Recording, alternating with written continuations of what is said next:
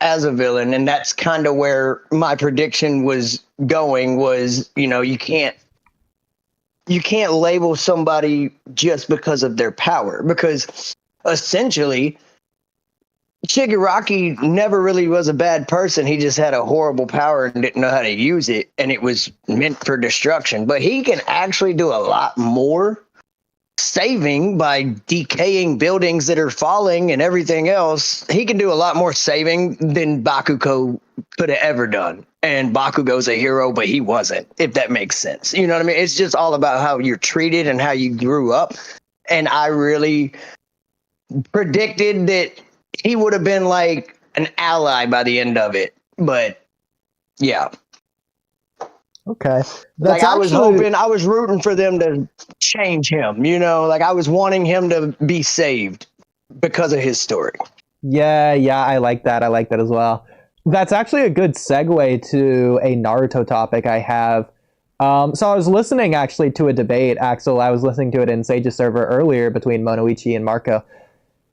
The debate is basically, are the Uchiha in Naruto actually, quote unquote, possessed by evil, like Tobirama says? And that's his conclusion. And what he means is the Uchiha basically have amplified emotions. They care more. They both hate and they love more than the average person.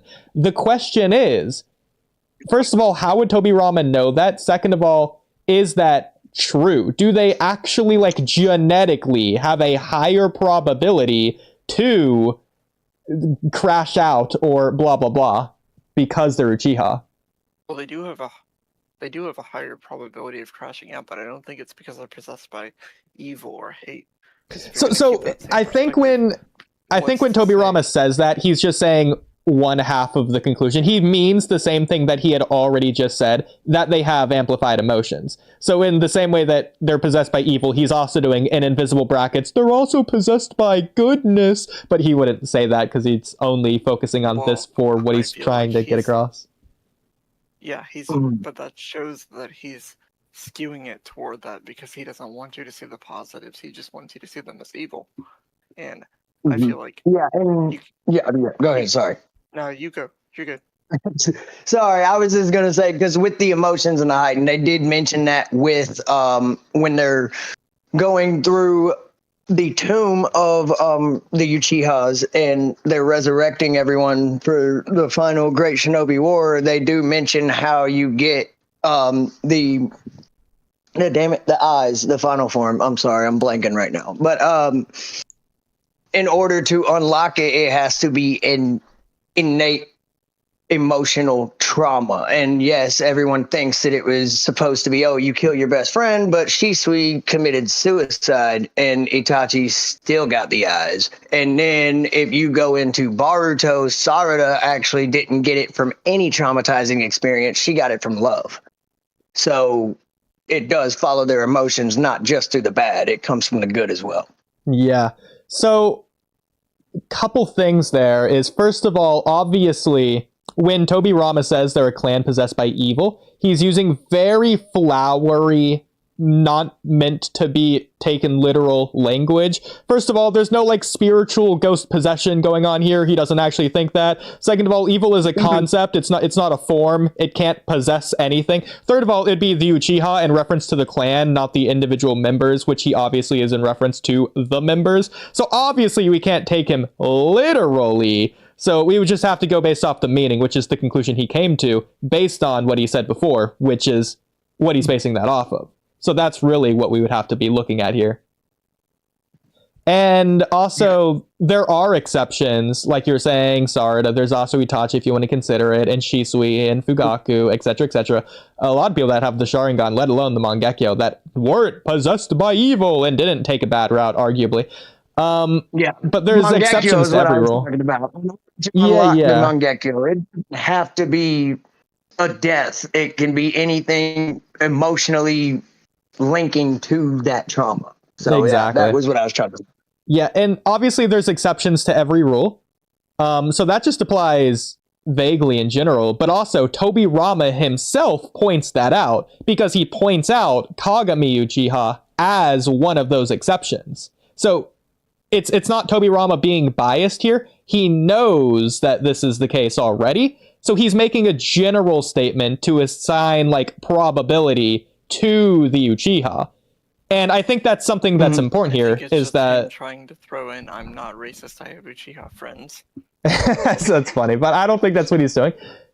I think basically what he's saying here, the reason there can be exceptions is because probability and statistics are two entirely different things. Probability talking about the result before it happens, statistic talking about the results themselves in reality, more like directly rather than hypothetically. So for example, you have a 50-50 probability to flip a coin, but it's either going to be 100% going to land on heads or tails. It's not going to be half heads, half tails. You're going to get one or the other. Likewise, if you flip it 10 times, odds are it's going to be 5 heads, 5 tails, but in reality, you're probably going to get like 7 heads, 3 tails, or like 1 head, 9 tails, etc., etc. But yeah, so... Yeah, but my issue with that is he claims while flipping a coin on either a table that's not flat or like a coin that's imbalanced, and then claiming that when bad stuff goes wrong, it's because of them, when really everything was set against them, and it would have been statistically less likely for them to come out positive without any of that stuff happening. Yeah, but, like, so... if you're going to persecute them, obviously they're going to... I think it's more of like rolling the die on a Monopoly table and praying you're not going to jail. That's kind of what it's like. That's the probability I'm thinking of like, it's about the lifestyle they're about to be growing into. And that's what's going to initiate whether they're going to be evil or not. So like, instead of just a coin and flipping it over and over, I'm thinking like 6-sided die, and you got a 1 in 6 chance of how you're going to end up. Right. Yeah. So the way I think about I have a it... great meme for this that I'll be looking for while you guys talk. That's funny.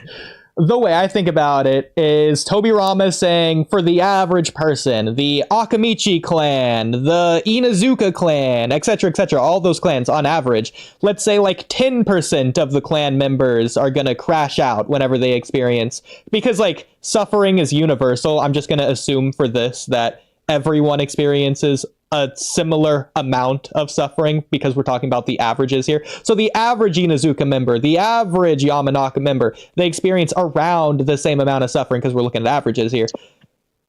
And let's just say for like 10% of the clan members, they're going to crash out from the suffering. For the Uchiha, it's going to be higher than 10% because the average would be higher, but it's not going to be 100%. It's going to be like 20%.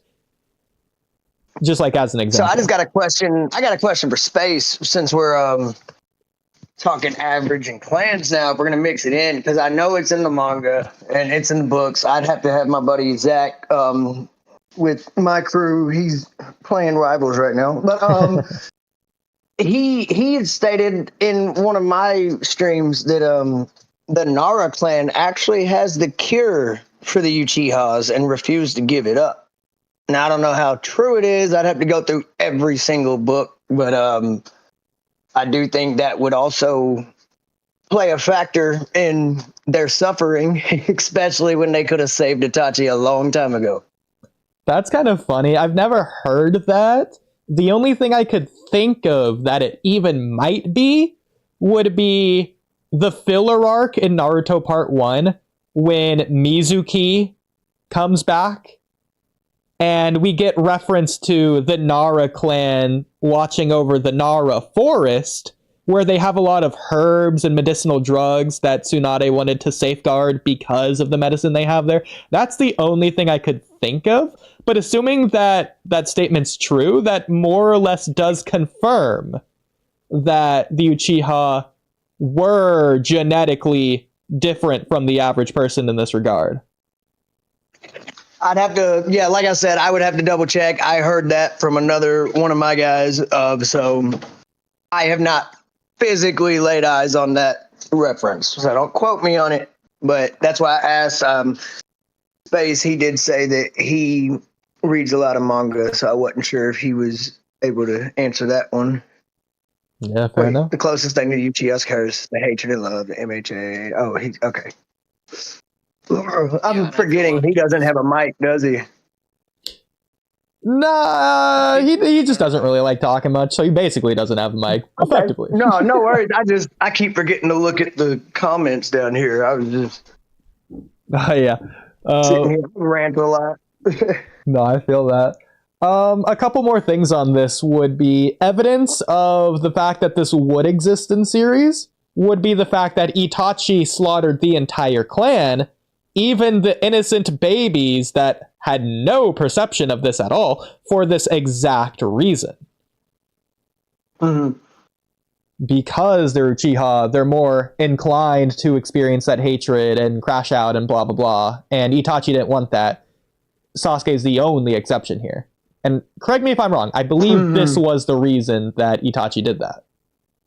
Like, he couldn't spare Auntie, he couldn't spare Uncle, because they would have gone crazy from the hatred and blah, blah, blah. Well, Itachi also had, I mean, I did a whole 30-minute breakdown on Itachi and how he was really just lost at times, I guess, but he was there the way he needed to be for his brother, and he knew his brother had to be the one to kill him from his guilt, because he also did give his lover the whole lifetime with his jutsu. So like, he did still care even though he was crashing out. That massacre was under orders. He was doing his job. Yeah, that's true. You could argue that probably messed him up psychologically, though. He's only 13, but, you know. No, it definitely messed him up. But, I mean, he also volunteered to go for the Nine Tails when he had all the choices. He chose to go back to the village to check on his brother right after Orochimaru attacked. That's true. He could have went after the Two Tails first. Yeah. I mean, we see in that one filler that he goes after the Three Tails with his partner, but, you know. Yeah, but he was asked to go after the Two Tails. He nominated himself to go after the Nine Tails. See, I don't remember that. Is that in the manga?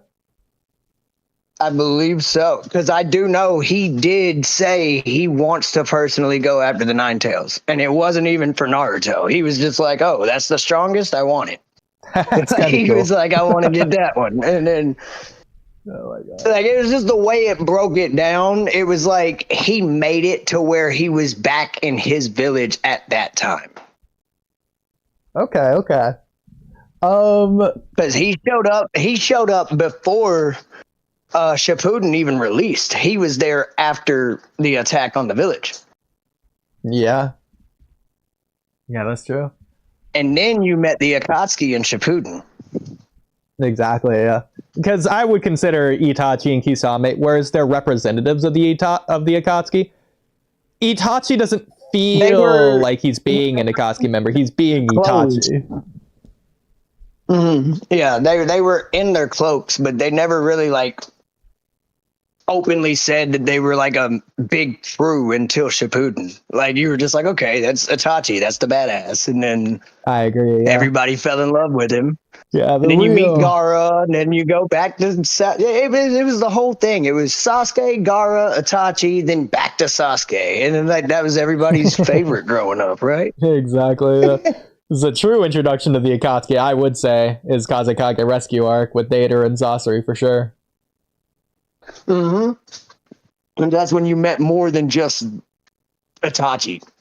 Yeah. Or technically, you could say it would be at the end of part one, since they have one of those like rainbow hologram meeting things at the end of part one. But you know, yeah. By the way. And we also see Zetsu, so that's cool. That's true. That as well. Yeah. Anyways, back to the Uchiha quote unquote really evil thing. The thing of, are they genetically amplified with their emotions? Do they feel more care than other people on average? Another piece of evidence would be Obito. His love of Rin seemed to be really extreme, and the story feels like it's trying to like make that a fact. You could say the same for Sasuke as well, with his hatred and love. Obviously, that could just be if anyone was in that same position, they would feel that same amount of love or hatred.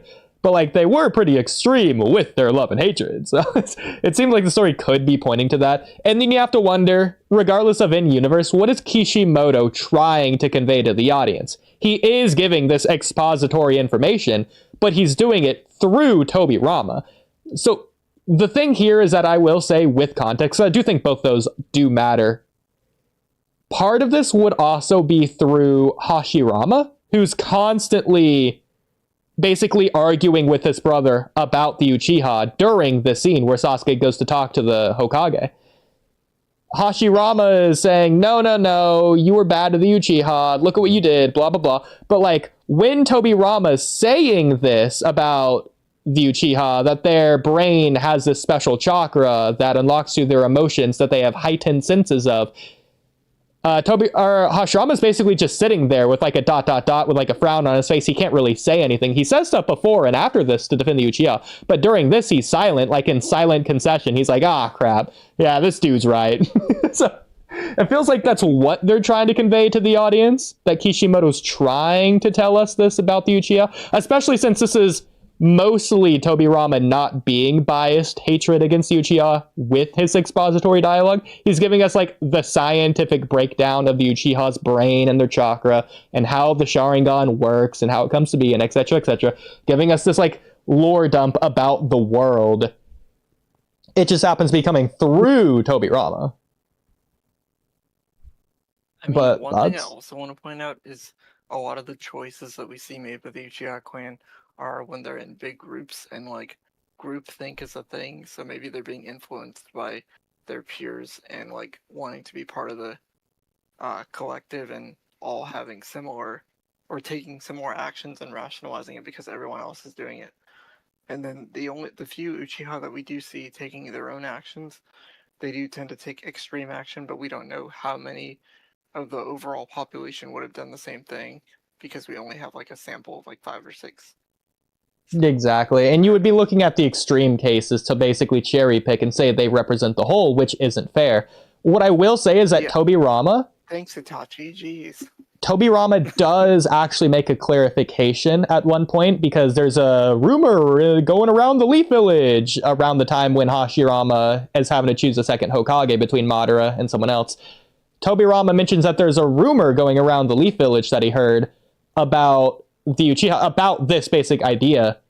So there is a distinction between Tobirama seeing this from the Uchiha warriors during the Warring States era, and just the Uchiha as a group in general during the quote-unquote time of peace, after the founders established the village where they're not fighting anymore, they're agreeing to the compromise to not fight. And apparently the rumors going around at that point in time. So I do think that's also important for this. And then also Tobirama, he's putting them out to the outskirts of the village because of the whole, like, they're the police and that's where the prison is and etc. So he's designating that to be the location. One thing I'll say on that is he seems to be doing it not because they will crash out, but because they're a higher risk to do so. So not that he thinks that it is inevitably gonna go wrong with the coup d'etat or something like that, but that of all people, they would be the ones most likely to do that, not because of their history with the Senju, but because of this hatred emotion thing that they got going on, that he says. I mean, yeah, but it also feels kind of gross to me because it's like saying, oh, here's this subset of people that are more volatile because of their mental health issues, and then rather than helping them by actually, I don't know, having therapists, it's like it's all their fault and they're bad. It's like, that's not, except for this one guy, he's cool, everyone else is bad. I'm just like, I don't know how I feel about that, to like generalize to the whole group when you could have just helped them. And I don't really know if it's like that it's their fault or just that statistically the far end of the bell curve of mental stability and they just happen to be it. But I don't know. Yeah, so I think that personally, I think the story tries to make it clear that what Tobirama concluded on doing was wrong. But his conclusions are based on factual objective results, and it's his perspective on that which gives him the conclusion. But the facts themselves that he presents shouldn't necessarily be wrong, especially based on other things that we see in the story. So that's to say, I do think the Uchiha do feel heightened emotions compared to the other person, is what Kishimoto's trying to convey. How Tobirama would know that in universe, regardless of Kishimoto narrative giving exposition to the audience, I don't know how he would know that in universe.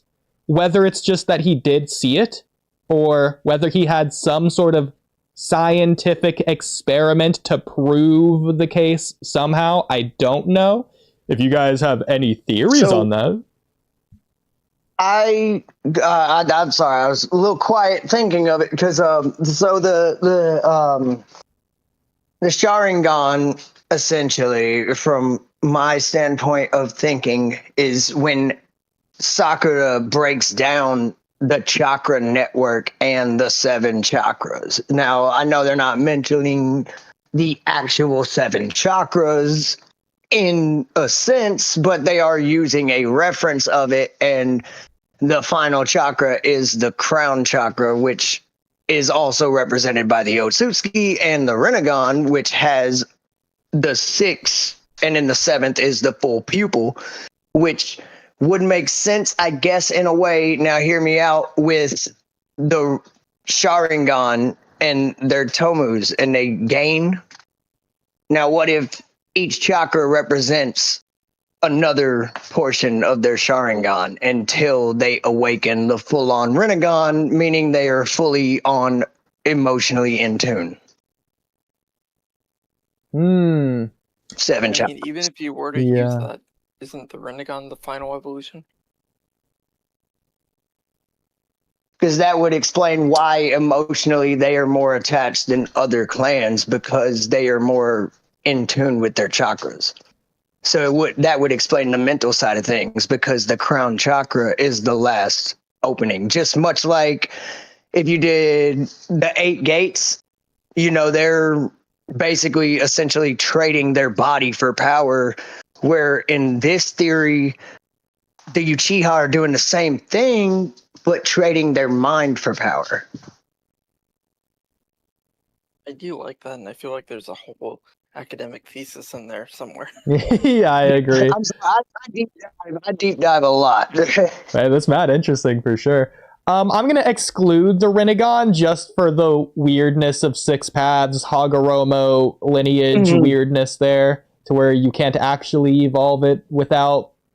No, I get it. I totally get it. I was just saying, 6 paths, 7 chakras. It's like, it was just right there. I had to think of it. No, I definitely do like that.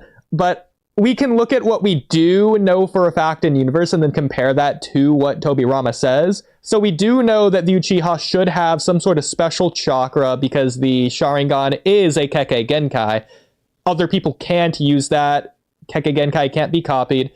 So they should also have some sort of special chakra, like in their cranial nerves, and that's what activates the Sharingan. We know that because Kakashi doesn't have this chakra, since he can't turn on or off his Sharingan that he got from Obito. It's just there. He has to cover it so it doesn't take too much of his chakra. Likewise, we know that the more emotion the Uchiha feels, the higher form of the Sharingan they get, the more they can evolve it from the 1, 2 to 3 Tomoe. Sasuke says, I think it's to Sarada, he says that you can't train to get a higher form. You have to go through intense emotions to unlock the higher form. Infinite training isn't going to change your Sharingan. Likewise, when Sasuke gets the Mangekyo, the farther into darkness he goes, the stronger his eyes become, the darker. The Karin, who is a sensory ninja, says the colder his chakra is becoming. So it's clearly having a physical effect on his power, his emotions. It's like the two are linked. So we do know all of that to be a fact. Whether or not you want to say that confirms the Uchiha have heightened emotions compared to the other person, that's up to debate, but that's at least what we know for a fact. Yeah, that's true. And one thing I also wonder is if maybe this was kept from being public knowledge, even though you did say there was a rumor, but maybe over time they silenced it, or like Tobirama did research into that rumor and found out the scientific details about the Uchiha brains, because otherwise I don't see why people wouldn't be extracting that chakra from dead Uchihas and using it to like unlock Sharingan and other people. But I don't know. Yeah. I mean, I have no idea how Tobirama would know this in universe. It's kind of crazy. Because the thing is, he says that he's seen it himself after he states the facts. But the question is he basing those facts based off of what he's seen, which wouldn't make those facts, it would be like anecdotal. Or is he saying, in addition to the facts, he's also seen the results of that himself? So his sources trust me, bro. Yeah, it could be. We just don't know what his source is. That's the problem. Now, I don't know where this came from, but I just was thinking of it while you were talking. Like, I guess we could add it for emotion. Like, why is there only the 2 women in the Uchiha clan they ever introduced? Is it something to do with emotion? Because you only see the mom, and then they introduced a random sister in Boruto. Sister. We have Mikoto, And then you see which is Itachi's Sasuke's love mom. interest. You see Itachi's love interest in the manga, but they don't really mention a lot of Uchiha females. So you think that might have something to do with? I know this is supposed to be a My Hero thing, but now I'm just curious. Like, do you Well, there's think? also what's her face? I cannot remember her name. She was. I'm just gonna go ahead and chop it down. I'm gonna chop it up to say that the women ruined the Uchiha clan. That's what it sounds like. That's why their senses are right. I'm just joking. I'm joking. We love women. They killed all of them off. We don't see very many. Exactly. There probably is some sort of warrior aspect in Naruto based on the olden days. That's the more traditional values, as well as the fact that Kishimoto comes from a more country bumpkin type of place in Japan. I'm sorry. Yeah, the fact that we also have in the academy, which Tobirama established, they do separate between shinobi and then what's the name of the girl shinobi? Kunoichi. Kunoichi, thank you. I was thinking of Kurotsuchi, but I knew that wasn't right. Close enough. Because we see in the Sakura Ino flashback that the Kunoichi teacher is teaching them like different things from the boys, like stuff about like how to like forage for flowers and blah blah blah, like different herbs. Mm-hmm. Yeah, she shows up like twice, and we never see her again. Literally. You could also say the fact that the healer is usually the girl in the 3-man squad because of Tsunade, but yeah. So it might just be the fact that So I guess the females weren't really allowed to fight, so they probably just didn't get as strong.